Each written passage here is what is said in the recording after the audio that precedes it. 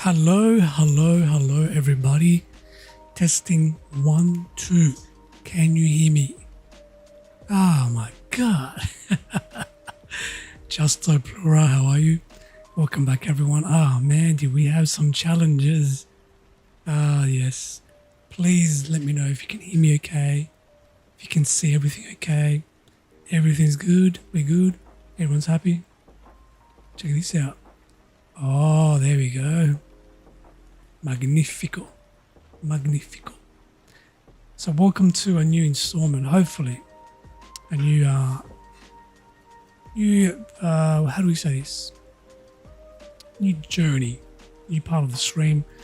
I'm going to see how it goes. You know, there's no guarantees, but hello, non-existent. How are you? Good to see you, everyone. Cheers to that. Oops. Cheers. Got a bit of whiskey tea going on, so I think I need it. Because we're going to be doing lots of reading tonight.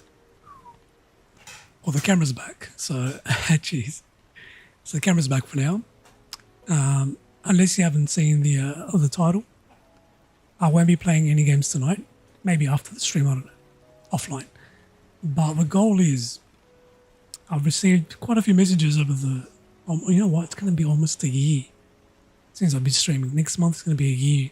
I don't believe it or not, about giving me the idea to, you know, to stream and read because apparently I have a nice voice. This isn't that. I mean, I never saw it myself. I always hated my voice. So I thought, you know what, I'll try it, see how we go. What's the worst that can happen? You know, no one watches me. Ooh. But, yeah. And I want to do something positive, something chilled, you know, out of the norm. Just enjoy your company, enjoy hopefully the scenario that you see here. Just enjoy the beats, relaxed. Now, the book I've chosen, it's a very special book. I read this book when I was probably a mid-teenager, you know, like towards the end of high school. And I think it's a very valuable book. You know, have you heard of it before? The Alchemist by Paulo Coelho. He's a Brazilian author. So I have to say it like that, right? 6 a.m. for you, beautiful, mate. You can get started on a nice early morning, relaxed. Now, I do encourage everyone to put their headphones on because let me know if you can hear the difference. So this is my normal microphone. And this is the ASMR microphone that I have. So if you've got headphones, hopefully you can hear me from here and on this side as well. So, ooh, you ready? I like. I'm excited, man. I don't know what to expect. I really hope you guys enjoy it. You know, that's my goal. You know, if you guys aren't having fun, then, you know, we're not doing it right, like I like to say. So, if you've never heard of The Alchemist, I'm not going to finish the entire book tonight. I doubt it. But, you know, we can probably do chapters or segments. Maybe in the next couple of streams, we'll do another segment for the book. And depending how this goes, if you get good feedback, you know, if you guys enjoy it, then I might do other books. You know, I might even have a day dedicated to reading because, you know, I'll be honest with you, I used to read a lot when I was younger. But then as you get older, I don't know, for me personally, as I get older, I just don't read anymore. It's just computers, smartphones, barbecue, and beer, you know. I wish you could read with me. Don't worry, we can read together. We can read as one. Now, I was supposed to do this yesterday, but we had a lot of technical issues from my end. My computer was being a bitch. The microphone wasn't working. It was just one after the other, and I thought, you know what? The energy's not there. I'm not in the mood, and everything's gonna go wrong. So I'll leave it for today.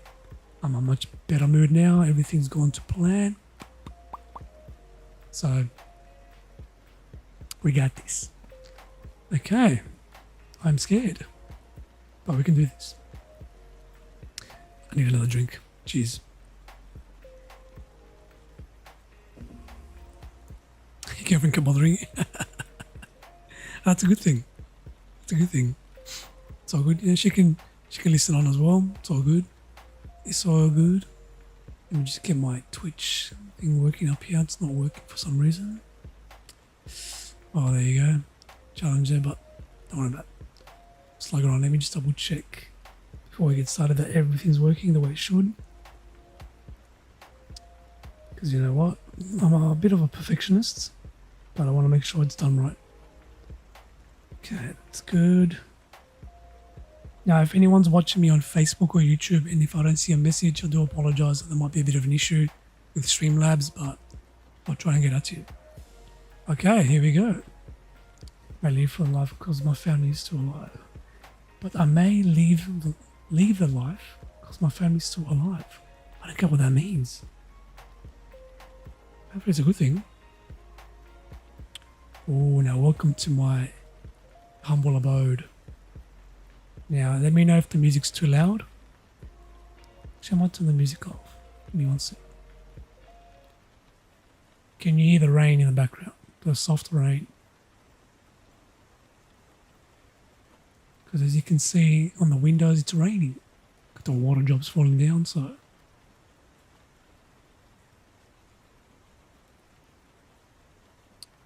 Okay. Alright, so let's do this. It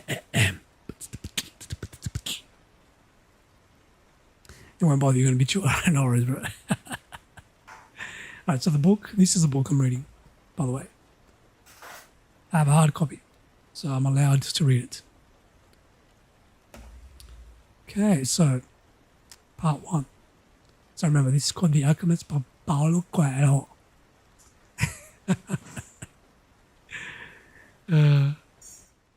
Alright, so let's go. The boy's name was Santiago. Dusk was falling as the boy arrived with his herd at an abandoned church. The roof had fallen in long ago, and an enormous sycamore, I believe it's pronounced, had grown on the spot where the sacristy had once stood. I don't know what those things are. He decided to spend the night there. He saw to it that all the sheep entered through the ruined gate, and then laid some planks across it to prevent the flock from wandering away during the night. There were no wolves in the region, and once an animal had strayed during the night, and the boy had to spend the entire next day searching for it. My wife is talking to me. He swept the floor with his jacket and lay down, using the book he had just finished reading as a pillow. He told himself that he would have to start reading thicker books because they lasted longer and made more comfortable pillows. Thank you for the vibes. It was still dark when he awoke, and looking up, could see the stars through the half-destroyed roof. So you got to picture this shanty that he's living in. I wanted to sleep a little longer, he thought. He had the same dream that night a week ago, and once again he had awakened before it ended. He arose, taking up his crook, began to awaken the sheep that still slept. He had noticed that as soon as he awoke, most of his animals also began to stir. It was as if some mysterious energy bound his life to that of the sheep, with whom he had spent the past 2 years leading through the countryside in search of food and water. They are so used to me that they know my schedule, he murmured. Thinking about that for a moment, he realized that I could be the other way around, or it could be the other way around. It was he who had also become accustomed to their schedule. But there was a certain of them who took a bit longer to awaken. The boy prodded them one by one with his crook, calling each by name. But always believed that the sheep were able to understand what he said. So there were times when he had read them parts of his books that made an impression on them, or when he would tell them of the loneliness or the happiness of a shepherd in the fields. Sometimes he would comment to them on the things he had seen in the villages they passed. But for the past few days, he had spoken to them about only one thing: the girl, the daughter of a merchant who lived in the village they would reach in about 4 days' time. He had been to the village only once the year before. The merchant was the proprietor of a dry goods shop. He always demanded that the sheep be sheared in his presence, so he would not be cheated. A friend had told the boy about the shop, and he had taken his sheep there.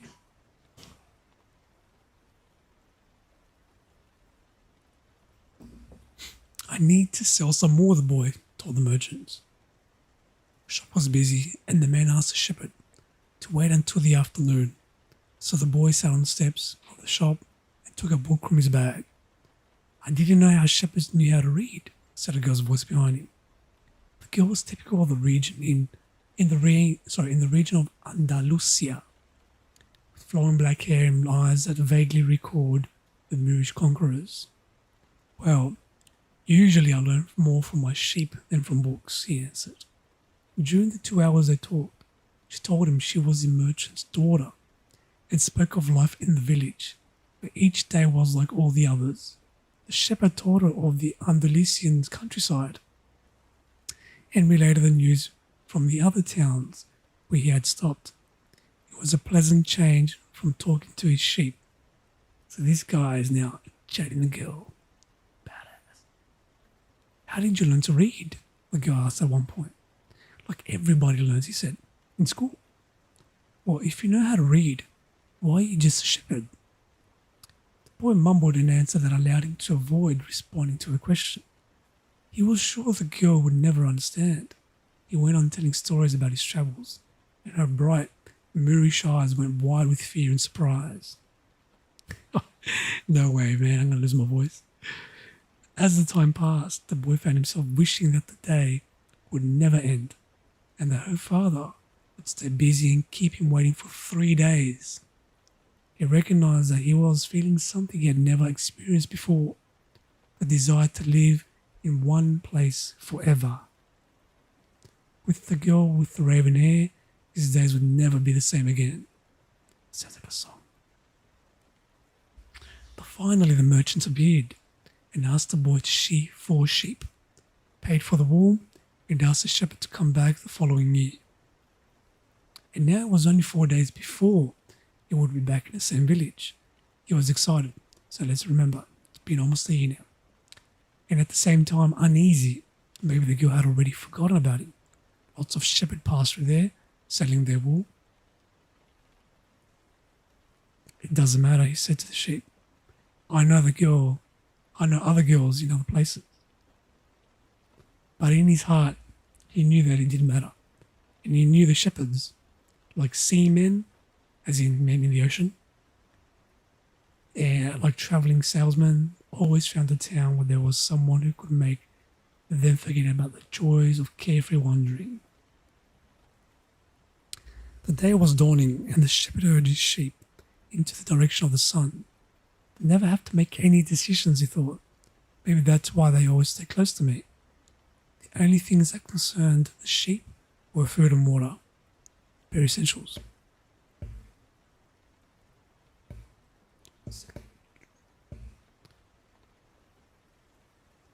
Thank you for the lurk, my friend. It's taking on time for. Okay. Thanks, bro. Appreciate it. Let's see. As long as the boy knew how to find the best pastures in Andalusia, they would be his friends. Yes, their days were all the same, with the seemingly endless hours between sunrise and dusk, and they had never read a book in their young lives, and didn't understand when the boy told them about the sight of the cities. They were content with just food and water, and in exchange, they generously gave their wool, their company, and once in a while, their meat.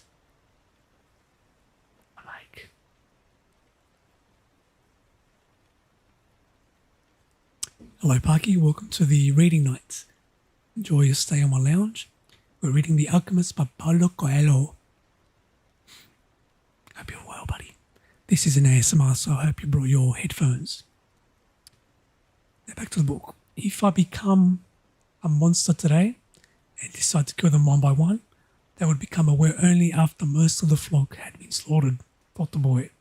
They trust me, and they've forgotten how to rely on their own instincts because I led them to nourishments.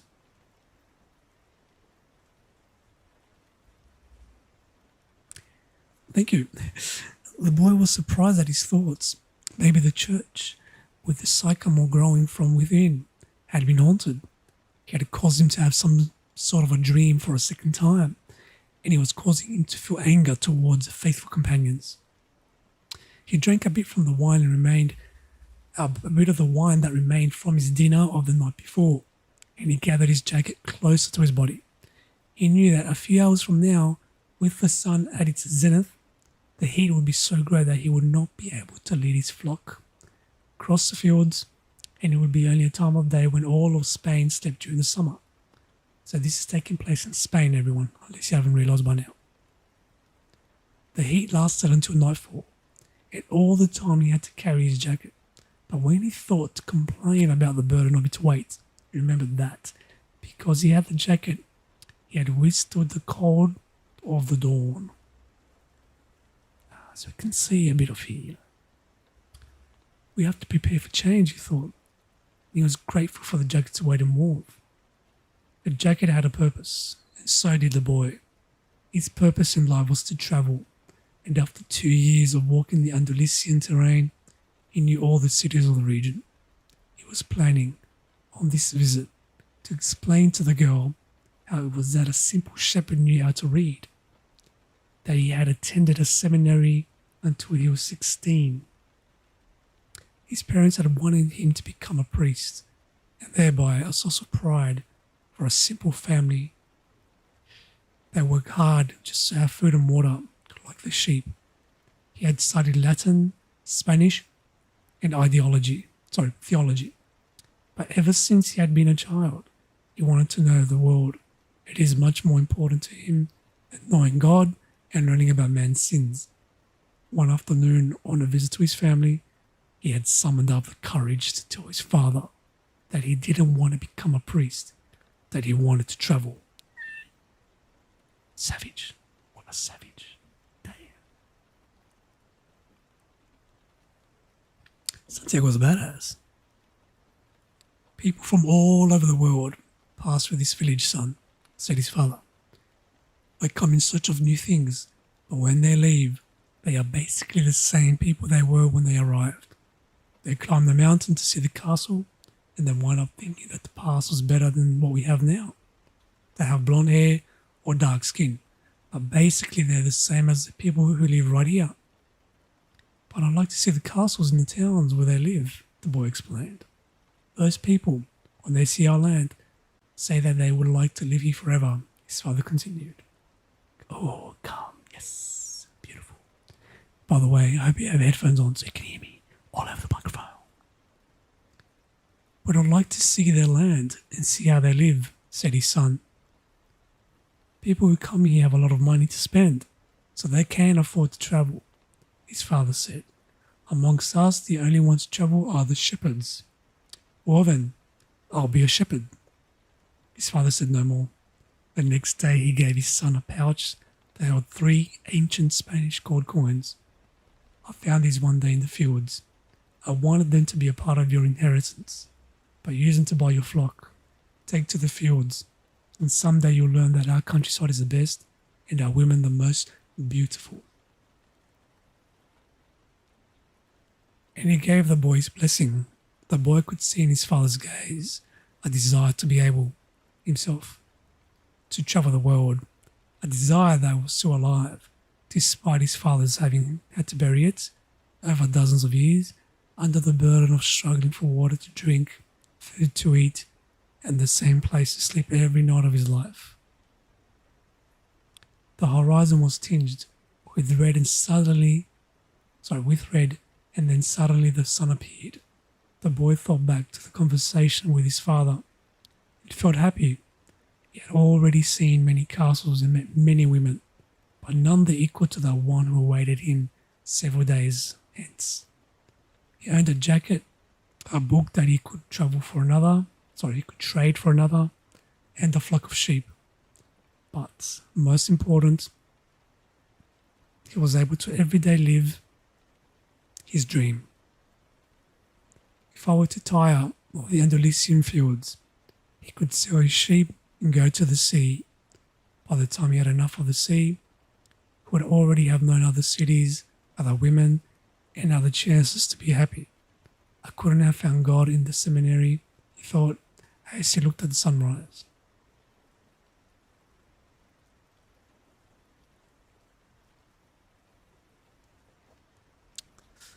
Whenever he could, He sought out a new road to travel. He had never been to the ruined church before, in spite of having travelled through those parts many times. The world was huge and inexhaustible, yet only to allow his sheep to set the route for a while, and he would discover other interesting things. The problem is that they don't even realise that they're walking a new road every day. They don't see the fields, they're new and the seasons change. All they think about is food and water. Hello, Mr. Daggers. Welcome back to the ASMR reading. Hope you put your headphones, buddy, because this is where it gets very, very exciting. Are you ready? Because I'm ready. Oh, yeah. Maybe we're all that way, the boy mused. Even me. I haven't thought of other women since I met the merchant's daughter. Looking at the sun, he calculated that he would reach Tarifa before midday. There he could exchange his book for a thicker one, fill his wine bottle, shave, have a haircut. He had to prepare himself for his meeting with this girl, and he didn't want to think about the possibility that some other shepherd with a larger flock of sheep had arrived before him and asked for her hand. You have a half chub right now. Oh my God. Hey, Roblox. I want to do something different, bro. I want to, apparently have a reading voice. I have no idea. So I want to try it out, see how we go. And I will still do my Titanfall streams, don't worry. I'll still kick your ass. But I want to try something new, bro. Just to put it out there, like your underwear. And by the way, reading is good for you, bro. It's a possibility of having a dream come true that makes life interesting, he thought, as he looked again at the position of the sun and hurried his pace. He had suddenly remembered that in Tarifa there was an old woman who interpreted dreams. Only as you're kicking his mind, legit. I'll drink to that. Oh, the whiskey's nice. The old woman led the boy to a room at the back of the house. It was separated from their living room by a curtain of coloured beads. The room's furnishings consisted of a table, an image of the Sacred Heart of Jesus, and 2 chairs. The woman sat down and told him to be seated as well. Then she took both of his hands in hers and began quietly to pray. I'm digging this because I'm trying to go to sleep at 7 a.m. I like to hear that, Minnie. Thank you, sir. It deserves a salute. Oh, I love it. Oh, yeah. Oh, yeah.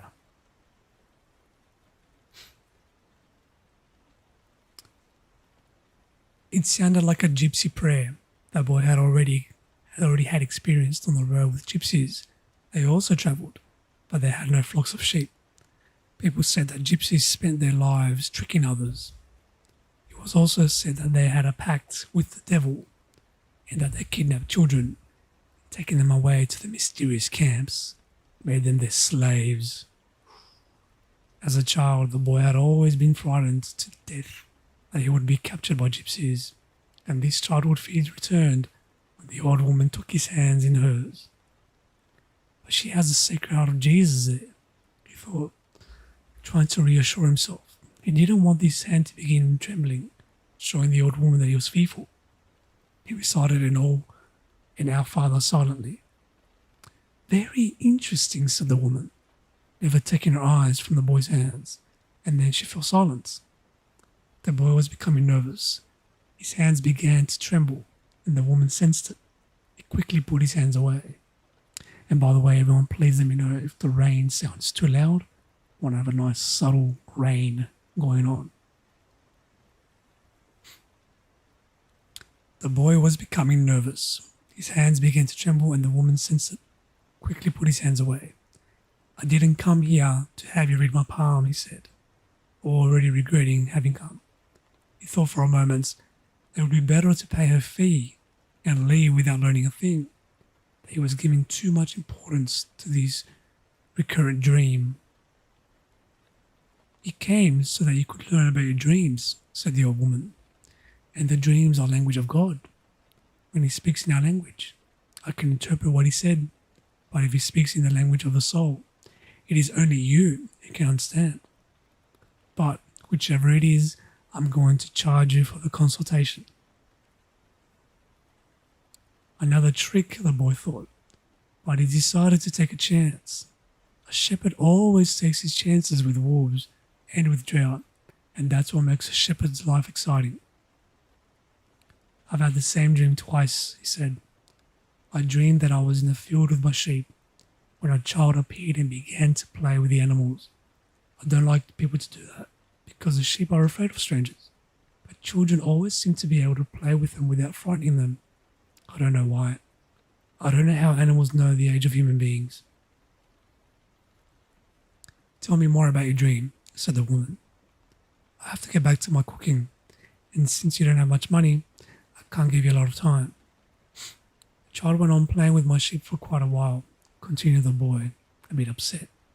And suddenly, the child took me by both hands and transported me to the Egyptian pyramids. Oh shit. He paused for a moment to see if the woman knew what the Egyptian pyramids were, but she said nothing. Then, at the Egyptian pyramids, said the last few words slowly, so that the old woman would understand. The child said to me, if you come here, you will find a hidden treasure. And just as she was about to show me the exact location, I woke up both times. So that's a dream he's having. Ah, interesting. The woman was silent for some time. Then she again took his hands and studied them carefully. I'm not going to charge you anything now, she said, but I want 1/10 of the treasure if you find it. The boy laughed out of happiness. He was going to be able to save the little money he had because of a dream about hidden treasure. Well, interpret the dream, he said. First, swear to me, swear that you would give me 1/10 of your treasure in exchange for what am I going to tell you. The shepherd saw that he would. The old woman asked him to swear again while looking at the image of the Sacred Heart of Jesus. It's a dream in the language of the world, she said. I can interpret it, but the interpretation is very difficult. That's why I feel that I deserve a part of what you find. And this is my interpretation. You must go to the pyramids in Egypt. I have never heard of them, but if he was a child who showed them to you, they exist. There you will find the treasure that will make you a rich man. The boy was surprised and then irritated. He didn't need to seek out the old woman for this, but then he remembered that he wasn't going to have to pay anything. I didn't need to waste my time just for this, he said. I told you that your dream was a difficult one. It's the simple things in life that are the most extraordinary. Only wise men are able to understand them. And since I am not wise, I have had to learn others' arts, such as the reading of palms. Hey, Ragnathor. Well, how am I going to get to Egypt? I only interpret dreams. I don't know how to turn them into reality. That's why I have to live off what my daughters provide me with. And what if I ever or never go to Egypt? Then I don't get paid. I wouldn't be the first time. And the woman told the boy to leave, saying she had already wasted too much time with him. So the boy was disappointed. Santiago, that is.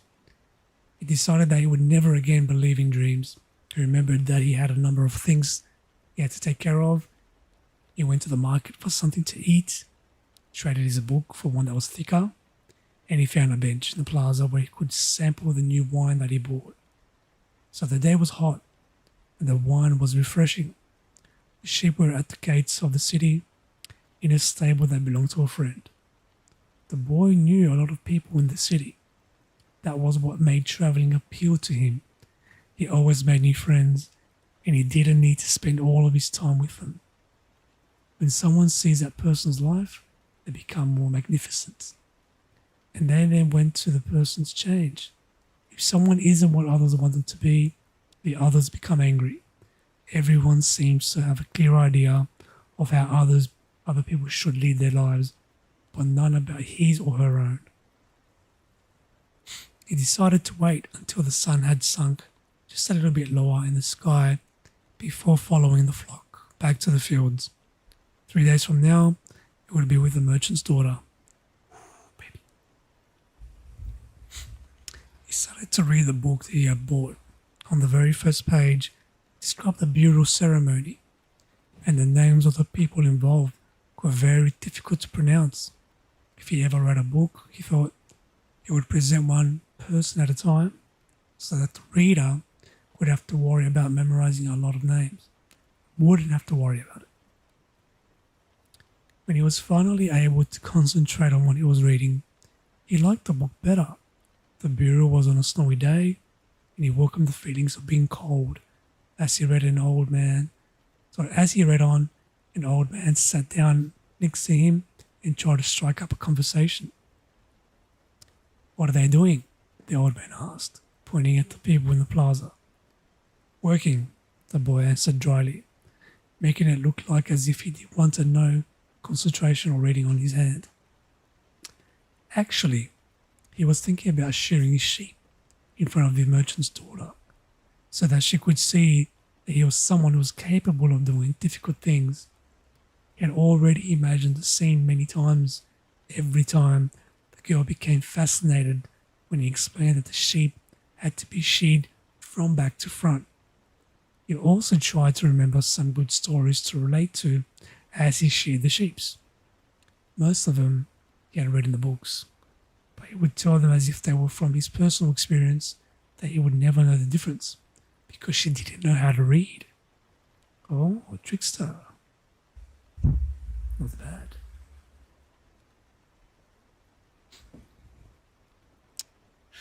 Meanwhile, the old man persisted in his attempt to strike up a conversation. He said that he was tired and thirsty, and asked if he could make a sip of the boy's wine. The boy offered his bottle, hoping that the old man would leave him alone. But the old man wanted to talk, and he asked the boy what book he was reading. The boy was tempted to be rude and moved to another bench, but his father had told him to be respectful of the elderly. So he held out the book to the man for 2 reasons. First, that he himself wasn't sure how to pronounce the title, and second, that if the old man didn't know how to read, he would probably feel ashamed and decide of his own accord to change benches. Said the old man, looking at all the sides of the book, as if it was something strange or a strange object. This is an important book, but it's really irritating. The boy was shocked. The old man knew how to read, and he had already read the book. And if the book was irritating, as the old man had said, the boy still had time to change it for another. The book that says the same thing almost all over the other books in the world would say, continued the old man. It describes people's inability to choose their own destinies. And it ends up saying that everyone believes the world's greatest lie. What's the world's greatest lie? The boy asked, completely surprised. It's this, that at a certain point in our lives, we lose control of what's happening to us, and our lives become controlled by fate. That is the world's greatest lie. It's never happened to me, the boy said. They wanted me to be a priest, but I decided to become a shepherd. Much better, said the old man, because you really like to travel. He knew what I was thinking, the boy said to himself. The old man, meanwhile, was leafing through the book without seeming to want to return it at all. The boy noticed that the man's clothing was strange. He looked like an Arab, which was not unusual in those parts. Africa was only a few hours from Tarifa. One only had to cross the narrow straits by boat. Arabs often appeared in the city, shopping and chanting to their strange parades several times a day. Where are you from? The boy asked. From many places. No one can be from many places, the boy said. I'm a shepherd. I've been to many places, but I come from only one place, from a city near an ancient castle. That's where I was born. Well then, we could say that I was born in Salem. Or was it pronounced Salem? I don't know. The boy didn't know where Salem was, but he didn't want to ask, fearing that he would appear ignorant. He looked at the people in the plaza for a while. They were coming and going, and all of them seemed to be very happy. So what is Salem like? He asked, trying to get some sort of clue. It's like it's always been. No clue yet. But he knew that Salem wasn't in Andalusia. If he were, he would have already heard of it. And what do you do in Salem? He insisted. What do I do in Salem? The old man laughed. Well, I'm the king of Salem. People say strange things, the boy thought. Sometimes it's better to be with the sheep who don't say anything, and better still be alone with them on books. They tell their incredible stories at the time when they want to hear them. But when you're talking to people, when they say things that are so strange that you don't know how to continue, you just stop the conversation. Okay, I need to know how to pronounce this name. Okay, my name is Melchizedek, said the old man. How many sheep do you have? Enough, said the boy. You could see the old man wanted to know more about his life. Well then, we've got a problem. I can't help you if you feel that you've got enough sheep. The boy was getting irritated. He wasn't asking for help. It was the old man who had asked for a drink of his wine and had started the conversation. Give me my book, the boy said. I have to go and gather my sheep and get going. Give me 1/10 of your sheep, said the old man, and I'll tell you how to find the hidden treasure. What? What? The boy remembered his dream, and suddenly everything was clear to him. The old woman hadn't charged him anything, but the old man, maybe was her husband, he was going to find a way to get them more money out of him in exchange for information about something that didn't even exist. The old man was probably a gypsy too. Can't trust no one, mate. But before the boy could say anything, the old man leaned over, picked up a stick, and began to write in the sand of the plaza. Something bright reflected from his chest, with such intensity that the boy was momentarily blinded.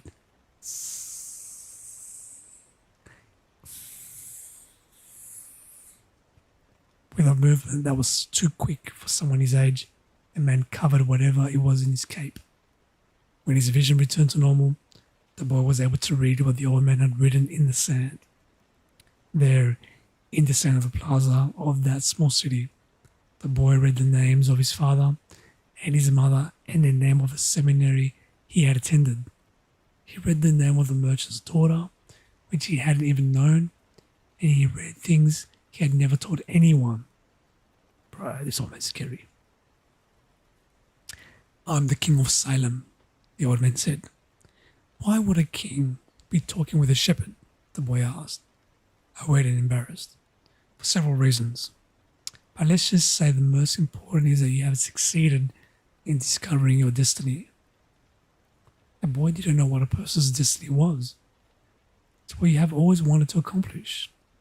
Everyone, when they are young, knows what their destiny is. At that point in their lives, everything is clear and everything is possible.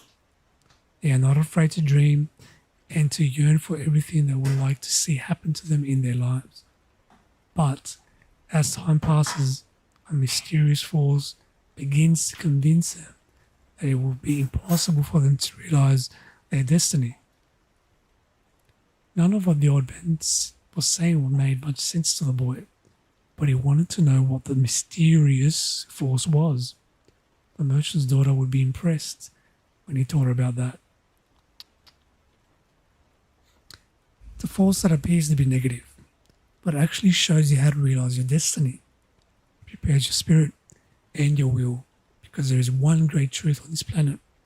Whoever you are, or whatever it is you think that you do, when you really want something, it's because the desire originated in the soul of the universe. It's your mission on earth. Even when all you want is to travel, or marry the daughter of a textile merchant? Yes, or even the search for treasure. The soul of the world is nourished by people's happiness and also by unhappiness, envy, and jealousy. To realize one's destiny is a person's only real obligation. All things are none. This guy's got some good words, eh?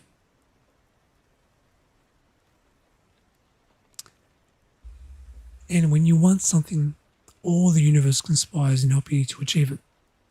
They were both silent for a time, observing the plaza and the townspeople. It was the old man who spoke first. Why do you tend a flock of sheep? Because I like to travel. The old man pointed to a baker standing in his shop window at one corner of the plaza. When he was a child, that man wanted to travel too, but he decided first to buy his bakery and put some money aside. When he's an old man, he's going to spend a month in Africa. We never realize that people are capable at any time in their lives of doing what they dream of. Nice. You should have decided to become a shepherd, the boy said. Well, he thought about it, the old man said. But bakers are more important people than shepherds. Bakers have homes, while shepherds sleep out in the open. Parents would rather see their children marry bakers than shepherds. The boy felt a pang in his heart, thinking about the merchant's daughter. There was surely a baker in her town. The old man continued, in the long run, what people think about shepherds and bakers becomes more important for them than their own destinies. The old man leafed through the book and fell off to reading the pages it came to. The boy waited and then interrupted the old man just as he himself had been interrupted. Why are you telling me all this, old man? Because you are trying to realize your destiny and you have a point where you are about to give it all up. And that's when you have to appear on the scene. Not always in this way, but I always appear in one form or another. Sometimes I appear in the form of a solution or a good idea.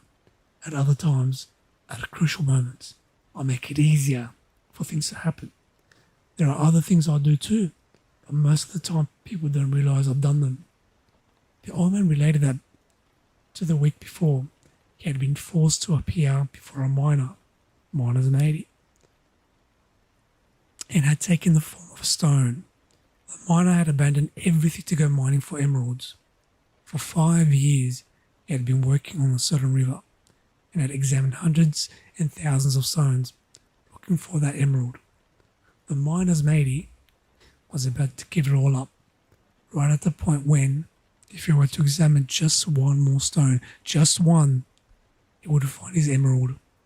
Since the miner had sacrificed everything to his destiny, the old man decided to become involved.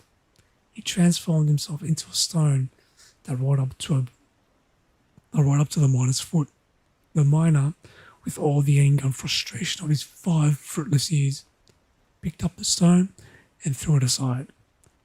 But he had thrown it with such force that it broke the stone and it fell upon, and there, embedded in the broken stone, was the most beautiful emerald in the world.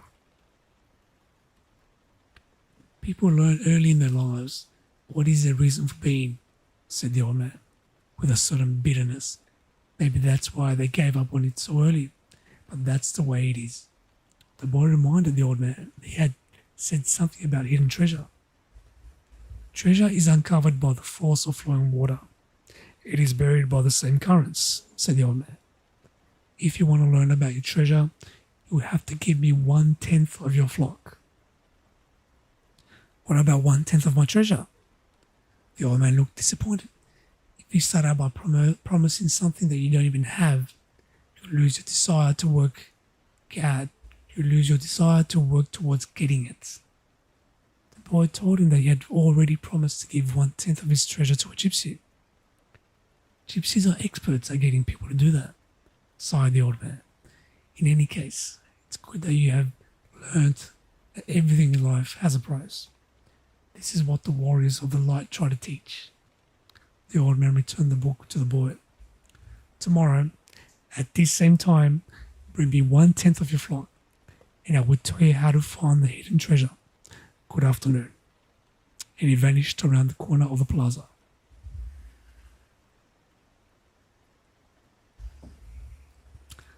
How's everyone enjoying the book so far? This is very interesting.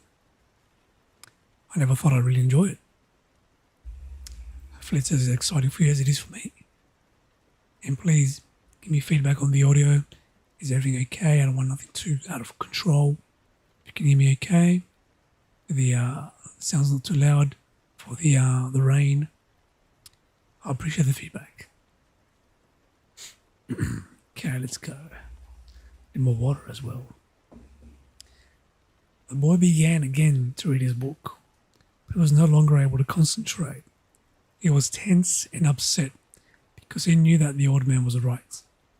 He went over to the bakery and bought a loaf of bread, thinking about whether or not he should tell the baker what the old man had said about him.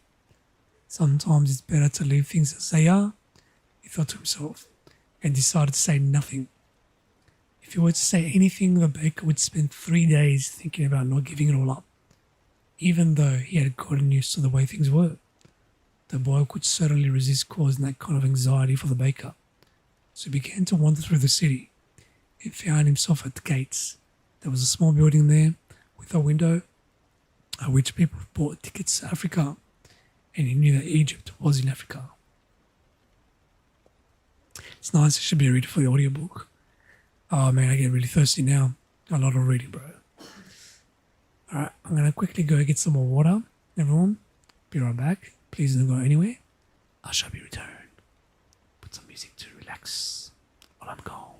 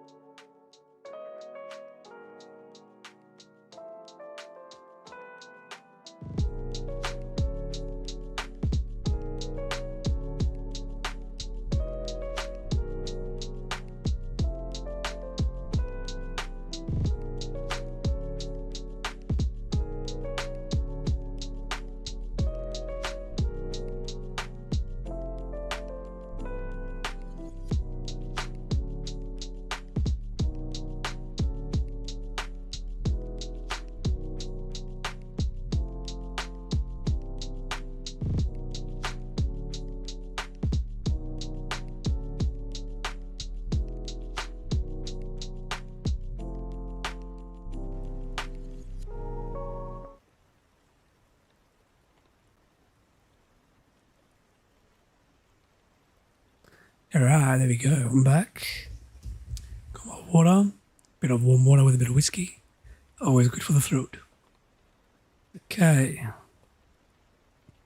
Now where was I? Can I help you? Asked the man behind the window. Maybe tomorrow, said the boy, moving away. If he saw just one of his sheep, he'd have enough to get the other shore. He'd have enough to get to the other shore of the strait. The idea frightened him. Another dreamer, said the ticket seller to his assistant, watching the boy walk away. Doesn't have enough money to travel. It's this kid. While standing there at the ticket window, the boy had remembered his flock and decided he should go back to being the shepherd. In 2 years, he had learned everything about shepherding. He knew how to shear sheep, how to care for pregnant eels, and how to protect the sheep from the wolves. He knew all the fields and pastures of Andalusia, and he knew what was the fair price for every one of his animals. He decided to return to his friend's stable by the longest route possible. As he walked past the city's castle, he interrupted his return and climbed the stone ramp that led to the top of the wall. From there, he could see Africa in the distance. Someone had once told him that it was from there that the Moors had come to occupy all of Spain. He could almost see the entire city from where he was, including the plaza where he had talked to with the old man. Curse the moment I met that old man, he thought. He had come to town only to find a woman who would interpret his dream. Neither the woman nor the old man were all impressed by the fact that he was a shepherd. They were solitary individuals who no longer believed in things and didn't understand as shepherds became attached to their sheep. Sheep, please. He knew everything about each member of the flock. He knew which ones were lame, which ones were to give birth in 2 months from now, and which were the laziest. He knew how to shear them, how to slaughter them. He even decided to leave them if they would suffer. The wind began to pick up. He knew that wind. People call it levanter because on it the Moors had come from the Levant at the eastern end of the Mediterranean. The levanter increased in intensity. Here I am between my flock and my treasure, the boy thought. He had to choose between something he had become accustomed to and something he wanted to have. There was also the merchant's daughter, but she wasn't as important as his flock because she didn't depend on him. Maybe she didn't even remember him. It was sure that it made no difference to her on which day they appeared. For her, every day was the same. And when each day is the same as the next, it's because people fail to recognize good things that happen in their lives every day the sun rises. I left my father, my mother, and the town castle behind. They had gotten used to me being away, and so have I. Sheep will get used to me not being there, too, the boy thought. From where he sat, he could observe the plaza. People continued to come and go from the baker's shop. A young couple sat on the bench where he had talked with the old man, and they kissed. That baker, he said to himself, without completing the thought. The levanter was still going strong. That's the wind, and he felt its force on his face. That wind had brought the Moors, yes, but it also brought the smell of the desert and of veiled women. It had brought it with the sweat and the dreams of men who had once left the search for the unknown and for gold and adventure and for the pyramids. The boy felt jealous of the freedom of the wind, and so that he could have the same freedom. There was nothing to hold him back except himself. The sheep, the merchant's daughter, and the field of Andalusia were only steps along the way to his destiny. The next day, when the boy met the old man at noon, he brought 6 sheep with him.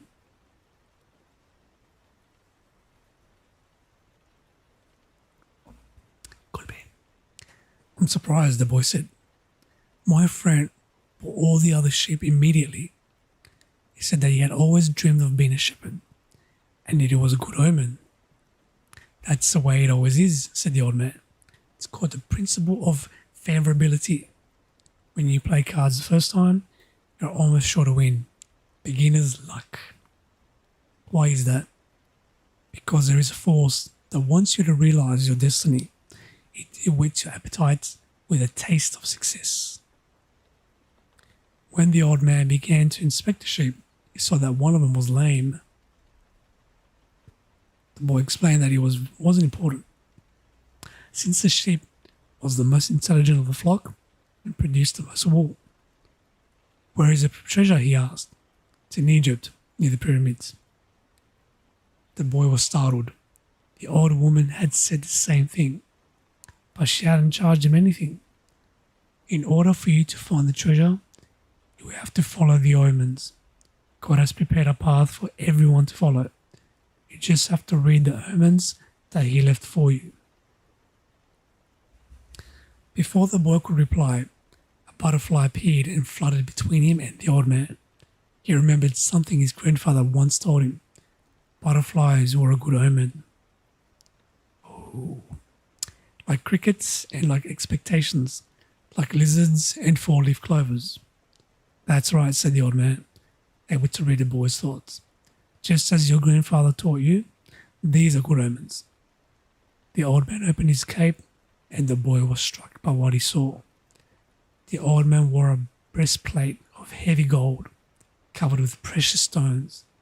The boy recalled the brilliance he had noticed on the previous day. He really was a king. Must be disguised to avoid encounters with thieves. Take these, said the old man, holding out a white stone and a black stone. They had been embedded at the center of his breastplate. They are called Urim and Thummim. The black signifies yes, and the white no. When you are unable to read the omens, they will help you to do so. Always ask an objective question. But if you can, try to make your own decisions. The treasure is at the pyramids. But you already knew that. But I had to insist on the payment of 6 sheep because I helped you to make your decision. The boy put the stones in his pouch. From then on, he would make his own decisions. Don't forget, everything you deal with is only one thing and nothing else. And don't forget the language of omens. And above all, don't forget to follow your destiny through to it to its conclusion. Now that's a very important step, everyone. Finish what you start.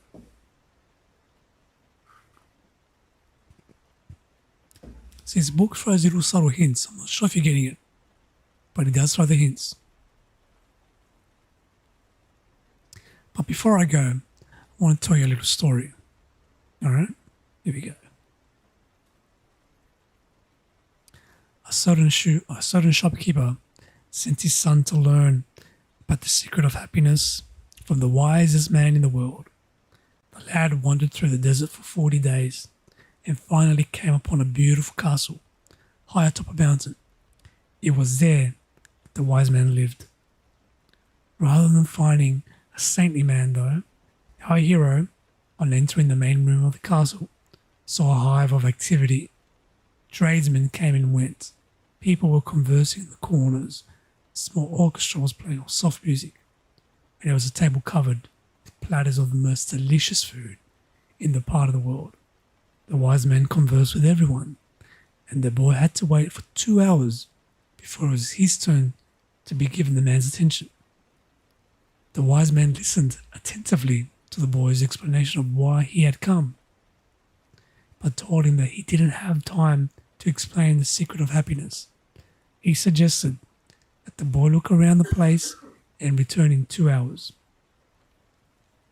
Meanwhile, I want to ask you to do something, said the wise man, handing the boy a teaspoon that held 2 drops of oil. As you wander around, carry this spoon with you without allowing the oil to spill.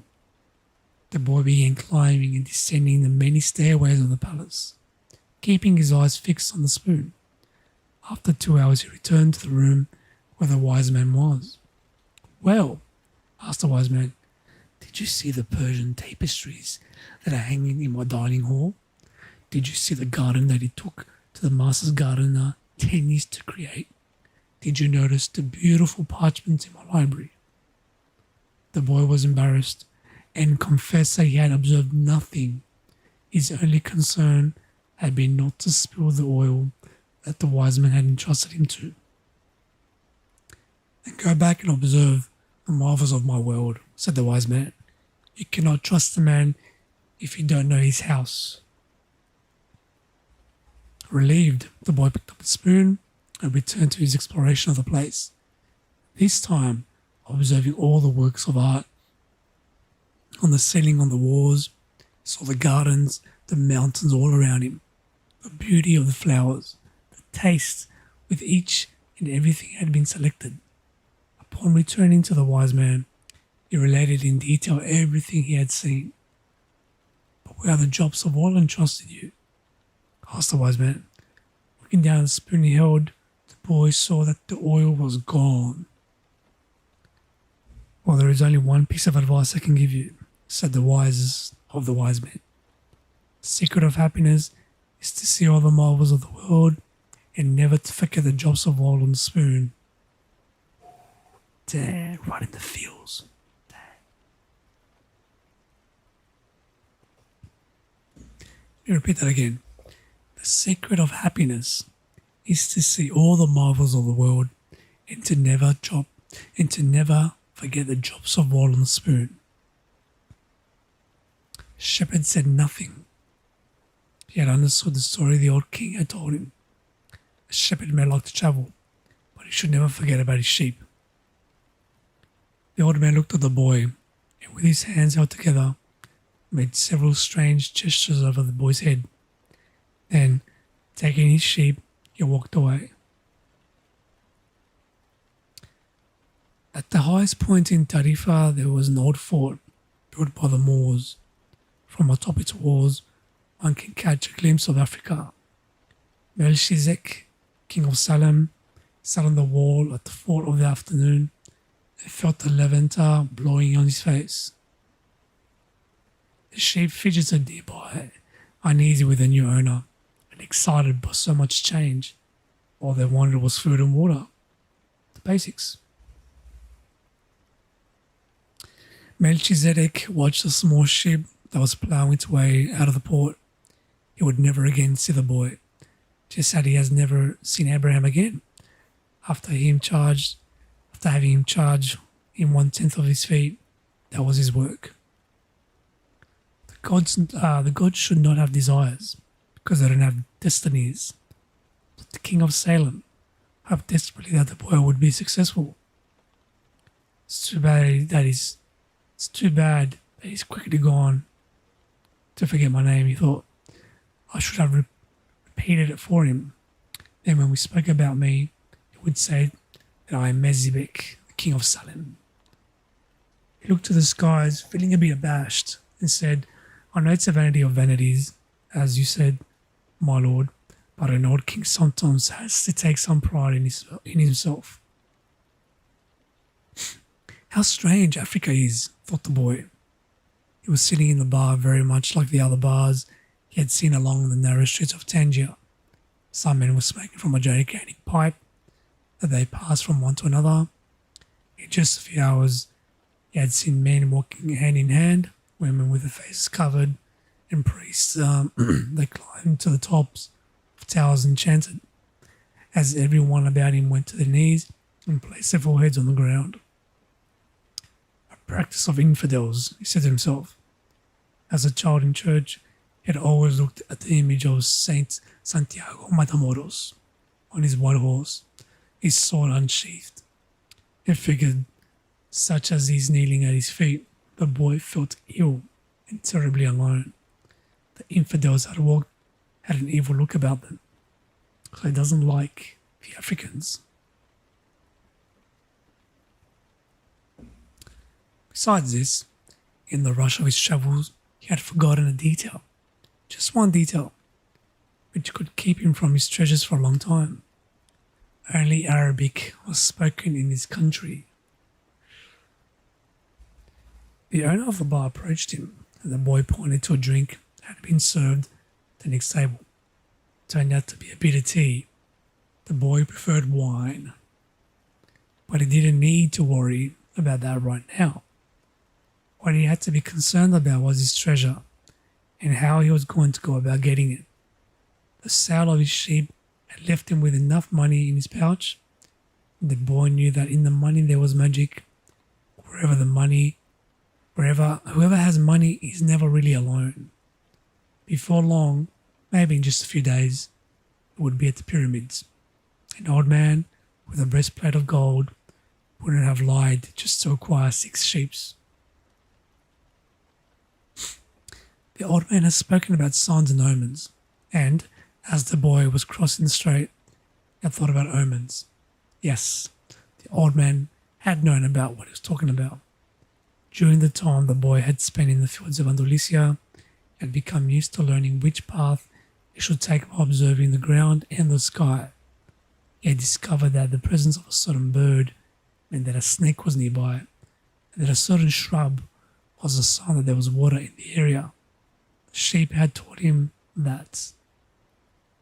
So the sheep actually taught him a lot more than he thought. Wow.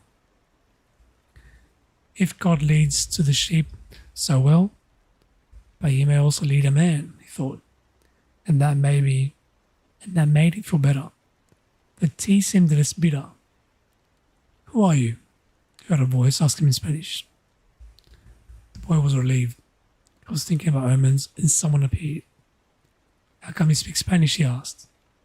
The new arrival was a young man in Western dress, but the colour of his skin suggested he was from the city. He was about the same age and height as the boy. Almost everyone here speaks Spanish. We're only 2 hours from Spain. Buh. Sit down and let me get you something, said the boy, and asked for a glass of wine for me. I hate this tea. There is no wine in this country, the young man said. The religion here forbids it. The boy told him that he needed to get to the pyramids. He almost began to tell him about his treasure, but decided not to. If he died, or if he did, it would be possible that the Arab would want a part of his payment for taking him there. He remembered that the old man had said about offering something he didn't even have yet. I'd like you to take me there if you can. I can pay you to serve. Excuse me, I sneezed. I'd like to take you there if you can. I can pay you to serve me as my guide. Do you have any idea how to get there? The newcomer asked.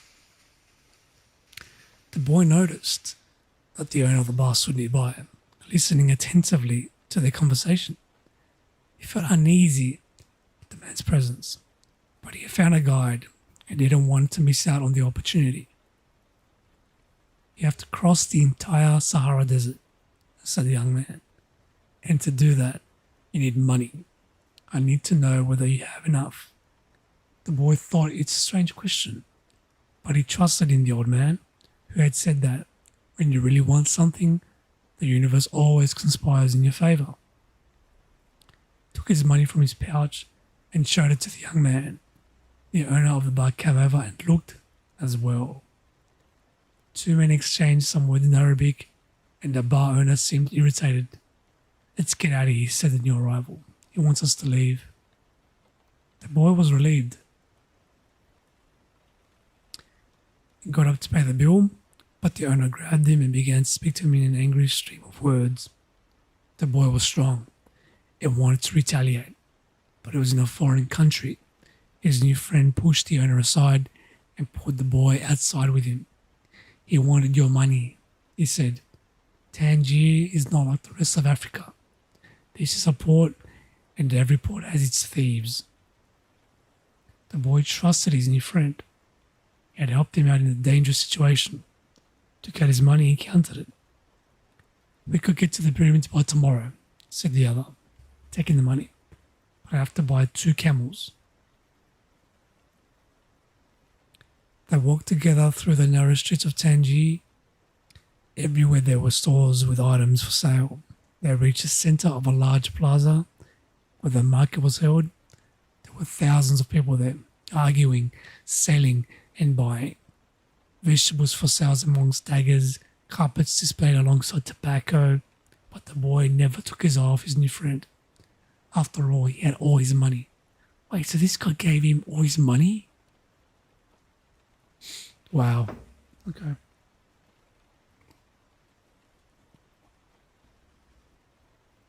The trust. The trust.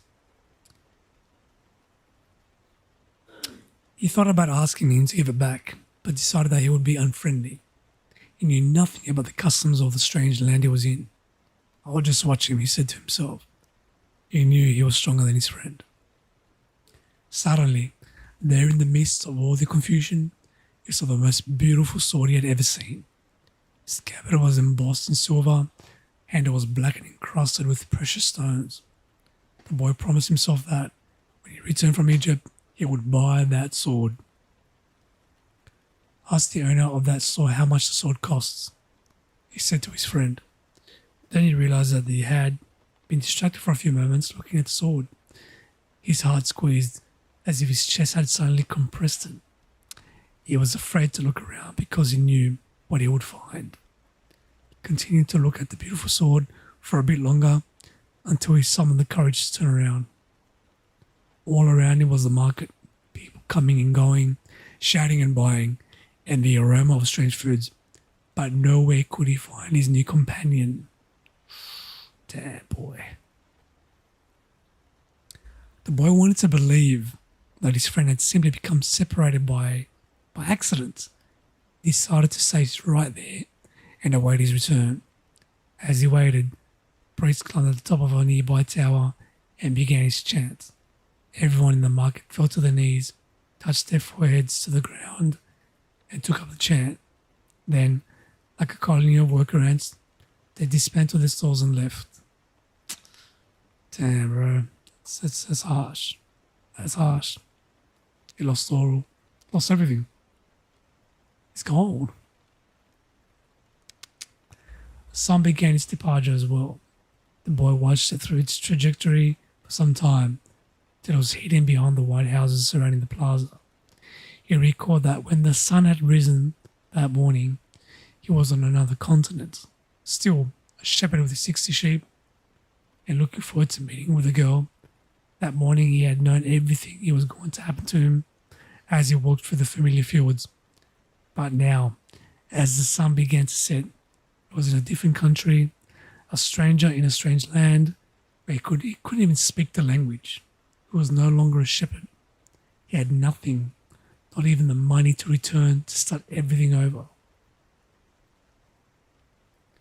Yo, my name. Thank you very much for the follow. Appreciate you very much.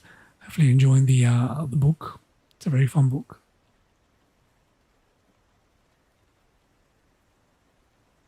All this happened between sunrise and sunset. The boy thought. He was feeling sorry for himself and lamenting the fact that his life could have changed so suddenly and so drastically. He was so ashamed that he wanted to cry. He had never even wept in front of his own sheep. But the marketplace was empty, far from home, and so he wept. He wept because God was unfair, and because this was the way of God, and he repaid those who believed in their dreams. Excited to hear more? I like. Thank you very much. Time for a bit of a warm water break. And a touch of whiskey. Punch. I recommend you wear headphones so you can hear me go all around the microphone. When I had my sheep, I was happy, and I made those around me happy. People saw me coming and welcomed me, he thought. But now I'm sad and alone. I'm going to become bitter and distrustful of people because one person betrayed me. I'm going to hate those who have found their treasure because I've never found mine. I'm going to hold on to what little I have because I'm too insignificant to conquer the world. He opened his pouch to see what was left of his possessions.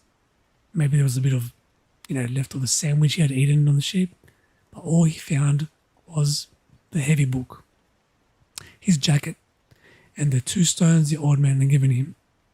So from having all of these things, now he's got nothing because he got cheated on. Scammed. As he looked at the stones, he felt relieved for some reason. He had exchanged 6 sheep for 2 precious stones that had been taken from a gold breastplate. He could sell the stones and buy a return ticket, but this time I'll be smarter, the boy thought, removing them from the pouch so he could put them in his pocket. This was a port town, and the only truthful thing his friend had told him about the port towns is that they're full of thieves. Now he understood why the owner of the bar had been so upset. He was trying to tell him not to trust the man. I'm like everyone else. I see the world in terms of what I would like to see it happen, not what actually does. He ran his fingers slowly over the stones, sensing the temperature and feeling the surface, like this. They were his treasure. Just handling them made him feel better. They reminded him of the old man. When you want something, all the universe conspires in helping you to achieve it, he said. The boy was trying to understand the truth of what the old man had said. There he was in the empty marketplace, without a cent to his name, and with not a sheep to guard through the night. But the stones were proof that he had met a king who knew of the boy's past. They're called Urim and Thummim, and they could help you to read other omens. The boy put the stones back in the pouch and decided to do an experiment. The old man had said to ask very clear questions, and to do that the boy had to know what he wanted. So he asked if the old man's blessing was still with him. He took out one of the stones. It was yes. Am I going to find my treasure? He asked.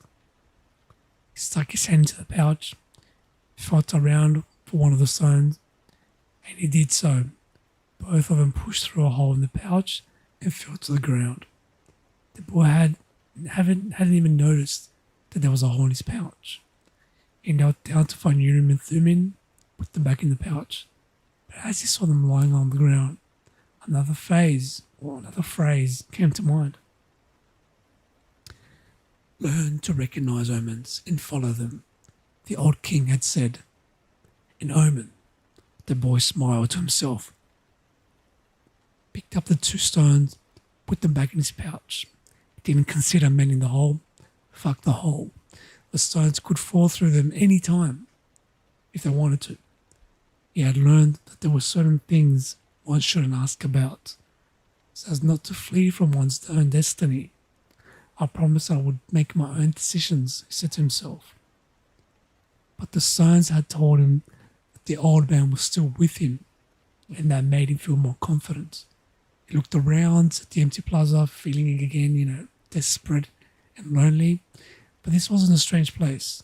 It was a new one. Okay, so now we can see Santiago's changing his point of view, I guess. After all, when we had always wanted was just that, to know new places. Even if he never got to the pyramids, he had already travelled further than any shepherd he knew. Oh, if they only knew how different things were just 2 hours by ship where they currently are, he thought. Although this new world at the moment was just an empty marketplace, he had already seen it when it was teeming with life, and he would never forget it. He remembered the word and the sword that he was eyeing for hours. It hurt him a bit to think about it, but he had never seen one like this before. As he mused about these things, he realized that he had to choose between thinking of himself as the poor victim of a thief and as the adventurer in the quest of his treasure. I'm an adventurer looking for treasure, he said to himself. He was shaken into wakefulness by someone. He had fallen asleep in the middle of the marketplace, and the life in the plaza was about to resume.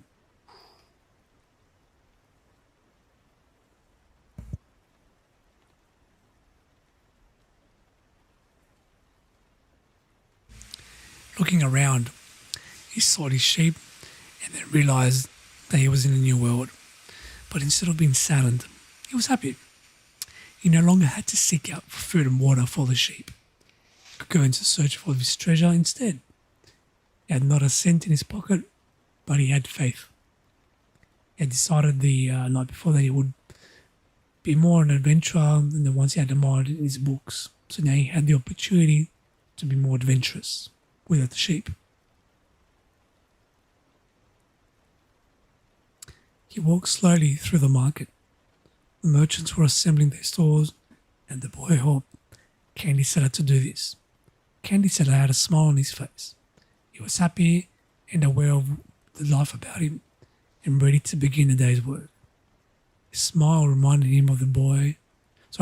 His smile reminded the boy of the old man, the mysterious old king he had met. This candy merchant isn't making candy so that later he can travel or marry a shopkeeper's daughter. He's doing it because it's what he wants to do, thought the boy. He realized that he could do the same thing that the old man had done, sense whether a person was near or far from his destiny, just by looking at him. It's easy, and yet I've never done it before, he thought. When the store was assembled, the candy seller offered the boy the first sweet he had made for the day. The boy thanked him, ate it, and went on his way. When he had gone only a short distance, he realized that while they were erecting the stores, one of them had spoken Arabic and the other Spanish, and they had understood each other perfectly well. There must be a language that doesn't depend on words, the boy thought. I've already had that experience with my sheep, and now it's happening with people. He was learning a lot of new things. Some of them were things he had already experienced and weren't really new, but he had never, ever perceived it before. And he hadn't perceived them because he was become accustomed to them. He realized, if I can learn to understand this language without words, I can learn to understand the world. Relaxed and unhurried, he resolved that he would walk through the narrow streets of Tangier only in the way that he would be able to read the omens. He knew it would require a lot of patience, but shepherds know all about patience. Once again, he saw that in that strange land, he was applying the same lessons he had learned with his sheep. All things are one, the old man had said. Crystal merchant awoke in the day, felt the same anxiety that he had felt every morning. He had been in the same place for 30 years, a shop at the top of a hilly street where a few customers passed. Now, it wasn't too late to change anything. Not only had he ever learned to do was to buy and sell crystal glassware. There had been a time when many people knew of his shop. Arab merchants, French and English geologists, German soldiers who were always well-heeled. In those days, he had been wonderful to be selling crystal. Everyone was buying it. And he had thought he would become rich and have beautiful women at his side as he grew older. But as time passed, Tangier had changed. The nearby city of Ceuta had grown faster than Tangier, and business had fallen off. Neighbours moved away, and there remained only a few small shops on the hill, and no one was going to climb the hill just to browse through a few small shops. But the crystal merchant had no choice. He had lived 30 years of his life buying and selling crystal pieces. Now it's too late to do anything else.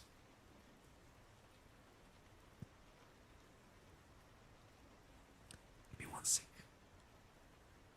Un momento. Still slag.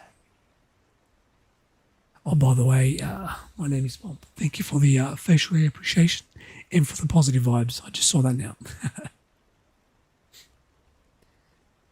He had spent the entire morning observing the infrequent comings and goings in the street. He had done this for years, and he knew the schedule of everyone who passed. But just before lunchtime, a boy stopped in front of the shop. He was dressed normally, but the practiced eyes of the crystal merchant could see that the boy had no money to spend. Nevertheless, the merchant decided to delay his lunch for a few minutes until the boy moved on. A card hanging in the doorway announced that several languages were spoken in the shop. The boy saw a man appear behind the counter. I can clean up those glasses in the window if you want, said the boy. The way they look now, nobody's going to want to buy them. The man looked at him without responding. In exchange, could give me something to eat. The man still said nothing, and the boy sensed that he was going to have to make a decision. In his pouch, he had his jacket. He certainly wasn't going to need it in the desert.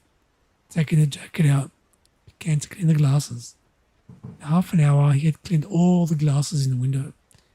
As he was doing so, 2 customers had entered the shop and bought some crystal. When he had completed the cleaning, he asked the man for something to eat. "Let's go and have some lunch," said the crystal merchants. Put up a sign on the door and then went to a small cafe nearby. As they sat down at the only table in the place, the crystal merchant laughed. "You didn't have to do any cleaning," he said. "The Quran requires me to feed a hungry person." "Well then, why did you let me do it?" the boy asked. "Because the crystal was dirty, and both you and I needed to cleanse our minds of negative thoughts." When they had eaten, the merchant turned to the boy and said, "I'd like you to work in my shop. 2 customers came in today while you were working, and that's a good omen."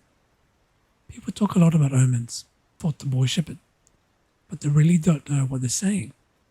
Just as I had realized that for so many years I had been speaking a language without words to my sheep. "You want to go work with me?" the merchant asked. "I can work the rest of today," the boy answered. "I'll work all night until dawn, and I'll clean every piece of crystal in your shop. In return, I need money to get to Egypt tomorrow." The merchant laughed. "Even if you cleaned my crystal for an entire year, even if you earned a good commission selling every piece, you will still have to borrow money to get to Egypt. There are thousands of kilometers of desert between here and there." There was a moment of silence, so profound that it seemed the city was asleep. No sound from the bazaars, no arguments amongst the merchants, no men climbing the towers to the chants. No hope, no adventure, no old kings or destinies, no treasure and no pyramids. It was as if the world had fallen silent, because the boy's soul had. He sat there, staring blankly through the doors of the cafe, wishing that he had died and that everything would end forever at that moment. So he was crushed. Poor Santiago is getting destroyed. The merchant looked anxiously at the boy. All the joy he had seen that morning had suddenly disappeared. "I can give you the money you need to get back to your country, my son," said the crystal merchant. The boy said nothing. He got up, adjusted his clothing, picked up his pouch. "I'll work for you," he said. And after another long silence, he added, "I need money to buy some sheep." Oh my God. There we have part 1, everyone. Yo, Paulo. How are you, my friend? So you just missed out on part 1 of The Alchemist. What an amazing story. I hope it was enjoyable. We will be continuing part 2 on another stream, another day. But I just want to throw it out there, the entire, trying something new, talking a bit, being chilled, relaxed. ASMR. So I really appreciate some feedback. Feel free to send me a message on Twitch or my Discord. If you're not on my Discord, here is my Discord to join. This is the first time I ever read to anyone. So, I mean on stream. I read to my kids sometimes, but nothing like this. I really hope it was a good experience for everyone. I appreciate everyone coming by. So when we do part 2, I will let everyone know when. I'll put it up on the Discord so you know exactly when it's going to happen. And we'll go from there. Change screens. So that's it for me tonight, amigos. I'm going to see how this went. I really enjoyed it. If you have any questions about the book, this is the book we're reading.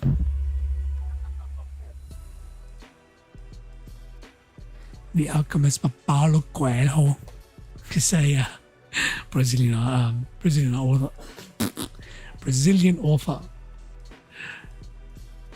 So I hope you have a great night. I'm going to leave you with a bit of smooth beats to finish off the chillax. Now, if you are new to my channel, I do play shooting games and mainly Titanfall. So if you can make it to that stream another day, I'll be looking forward to that. Apart from that, until then, everyone, I hope you have a great day. Have a great night. Stay safe. Yo, eating glues here was good, amigo. Good to see you, bro. Hopefully you brought your headphones, because you're gonna need it. Did you manage to hear any of the reading glue? You missed out, my friend. No, don't tell me that. You're gonna watch the VOD, brother. The VOD. I was reading, bro. I've been reading for like an hour and a half. Too much reading, bro. Yeah. I was reading this book.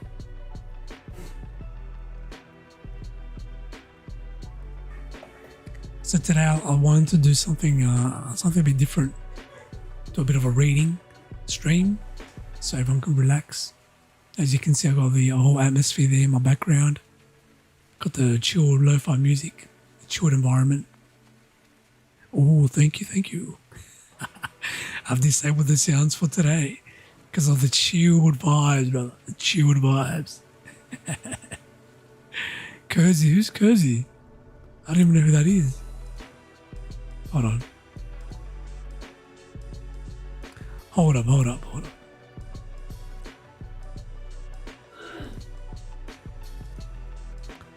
Corazio. Alright, let me see how you spell that.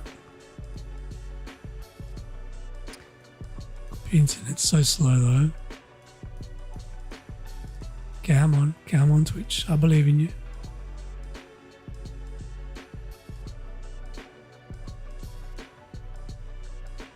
Okay, Corazio.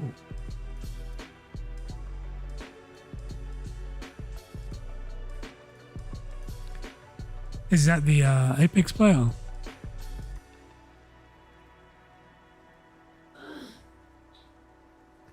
Corazio? Is it Corazio?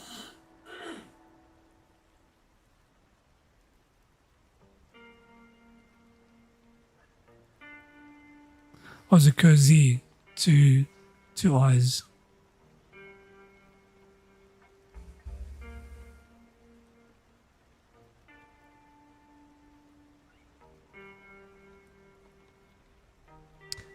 That's the one. Sounds good, man. Let's do it. Yeah, 2 eyes are beautiful. We'll do that. Give that some love.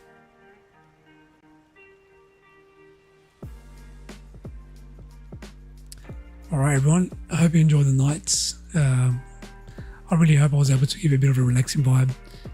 Change of pace from the usual. So, again, any feedback, I appreciate it. Let me know. Send me a whisper. Send me a message on Discord or whatever. I'm down. See you, Glue. Have a good day, bro. Alright, let's go raid Cozy.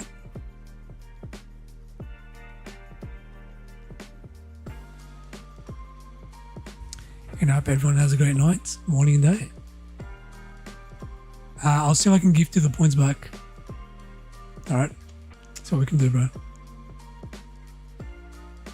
Alright, let's go and raid. Good games, everyone. Good night. Ciao.